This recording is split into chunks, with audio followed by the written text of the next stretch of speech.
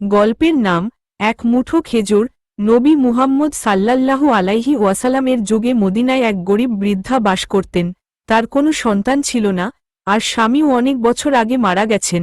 জীবনের শেষ সময়ে এসে তিনি সবসময় আল্লাহর কাছে দোয়া করতেন, হে আল্লাহ, আমাকে এমন একজন বান্দার সঙ্গ দাও যে শুধু তোমার জন্য আমাকে ভালোবাসবে।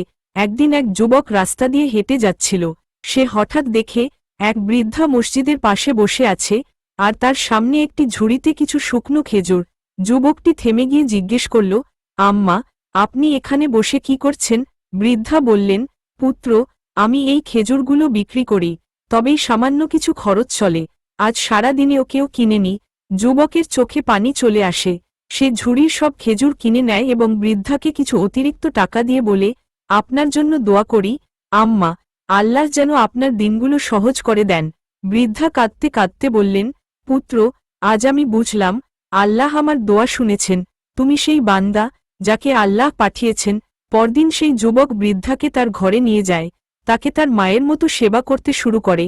আশপাশের লোকেরা বিস্মিত হয়ে জিজ্ঞেস করল, তুমি কিভাবে এই বৃদ্ধাকে চিনলে? যুবক বলল, আমি তাকে চিনতাম না, শুধু জানতাম আল্লাহর সন্তুষ্টির জন্য যদি কাউকে ভালোবাসো, তবে সে ভালোবাসা তোমাকে জান্নাতের পথে নিয়ে যাবে।